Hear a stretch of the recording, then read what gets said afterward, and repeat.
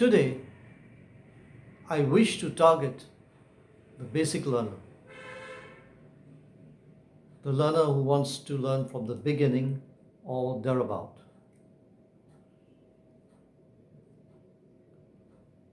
What I have to say today is about one of the most important parts of the language. In fact, it is an integral or an inseparable part of the language. In fact, I would like to say it is indispensable. By indispensable, I mean that it is too important to leave out. And why is it important? Because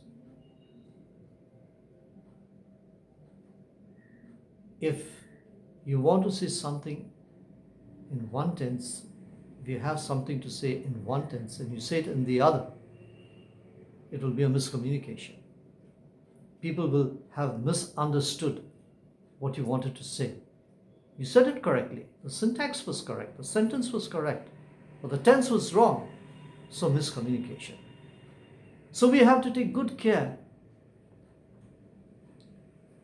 to use the exact tense so that people will understand perfectly what you want to say. English like that is a very, very sensitive language. I can't interchange tenses. If I have to say something in the present simple tense, I have to say it in the present simple tense. There is no other way I can say it. And similar for all the other tenses. So, what is tense? Tense is connected to time, and what I'm about to say, I'm sure most of you know, but I'm going to say it anyway. Time is divided into three sections: the present, the past, and the future. Under these three main tenses are 12 subtenses. Under the present simple tense, or rather, under the present tense, you have present simple continuous, present perfect continuous, past simple continuous, past perfect continuous. Under the future, you have future simple continuous, future perfect continuous. Now, if I were to ask you, which do you think is the most important tense? What is the answer that comes into your mind? What is your opinion? Well, let me tell you what I think. I think that the simple present is the most important tense in the English language. Not only the most important, it's the most powerful tense in the English language. Now, I have read and heard a lot of definitions of the present simple tense.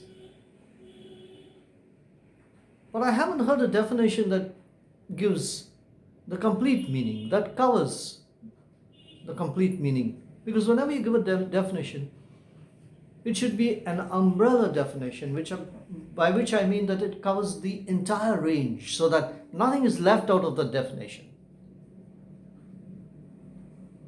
So when I ask people present simple tense, they say daily routine. Yes? True. But that's just a part of it. They'll say universal truths. Yes? True. But that again, another part. They'll say general truths. Yes? Again, part. But not a complete definition. Well, I've given this a bit of thought, and I've come up with my own definition. Let's explain this by an example. Suppose Tom is 21 years old, and I ask him, "What is your name?" He'll say, "My name is Tom." Now, 21 years ago, his mother gave him that name, And at the time of speaking, his name is still Tom. But there are two things that can change this. One, the very next moment he could change his name, or he could die, in which case I will have to say his name was Tom. So, what does this boil down to? This boils down to just one thing.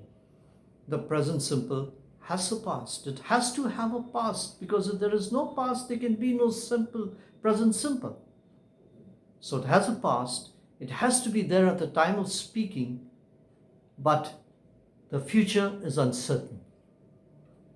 So that is the present simple tense. That is how we are supposed to understand the present simple tense.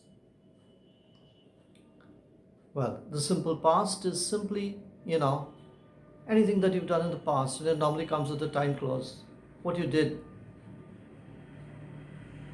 yesterday, or what you did in the morning, or what you did day before yesterday, what you did last month, anything.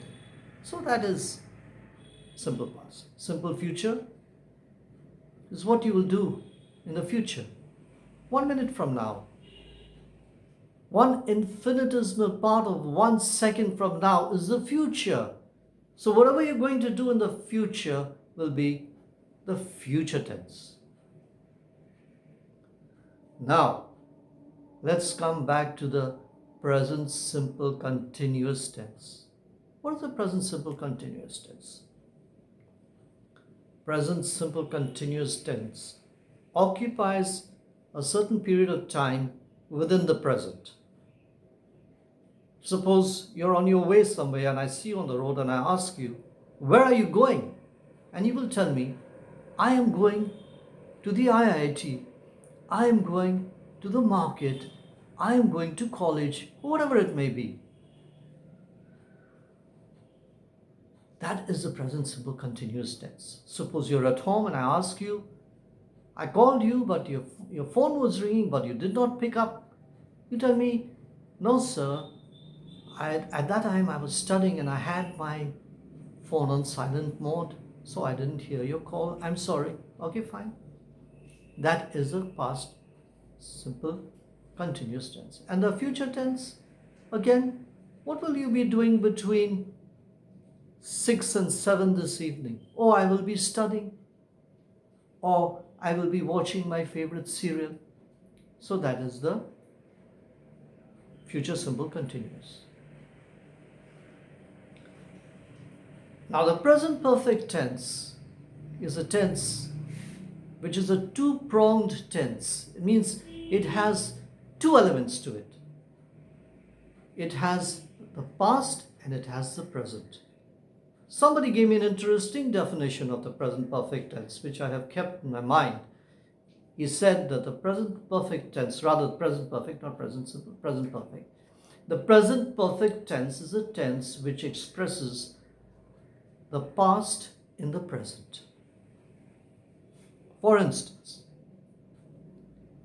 if you did your graduation 5 years ago and I ask you, what have you done? You will say, I have done my graduation. The act of having completed your graduation is over, but that makes you a graduate. In between, however, had you gone further, then you wouldn't say that I have done my graduation. Then you'd say, I have done my post-graduation or whatever that is. Now suppose I'm a teacher and I suddenly have to go out on some urgent work. I don't have time to inform my students that, look, I won't be here when you come. And I don't like to go out without informing my students. They must know my whereabouts. They must know whether there's class or not. So what I do, I just put a note on the door. Have gone to see the doctor. Please wait. We'll be back. So the having gone is past, but the fact of my absence is present. That is the present perfect tense. And the present perfect continuous tense is a pretty simple tense. You say, I have been living in Kharagpur for 10 years. It means that you began living in Kharagpur 10 years ago, and at the time of speaking, you are still living in Kharagpur. Now, there are two ways of saying this tense. One is, I have been living in Kharagpur for the past 9 years, or I have been living in Kharagpur since 2009. If I say since, I mention the time, and if I say for, I will mention the number of years. This is a present perfect continuous tense. Okay, like I said, we must economize, and we must not try to bite off more than we can chew, because in that case we will be trying to handle too much. So we must be economical with what we learn, and I think that basically we must just, these 8 tenses I think are good enough to speak good English, to speak without a problem. Later we can talk about the past perfect, and the past perfect continuous, and the present perfect continuous. Present perfect continuous is a very difficult tense to handle. And you have to really achieve some degree of proficiency with the language before you can use the present perfect tense. Because remember, it's not just using the present perfect tense, it's about knowing when and where and how to use the tense. Remember, one thing about the language, is the thing I always stress on. One is the technicality of the language, is that the syntax and how you form the sentence, and the other is the application. You must know how to apply. If you know only the technical aspect and you do not know how to apply, then it's of no use. So, what I teach is not grammar, pure grammar, theoretical grammar, bookish grammar. What I teach is applied grammar. Thank you. And remember, keep watching this space. There is more, a lot more to come. Keep watching this space, and I will keep feeding you with information. I will help you on your way to becoming not just a good, but a great speaker. Thank you.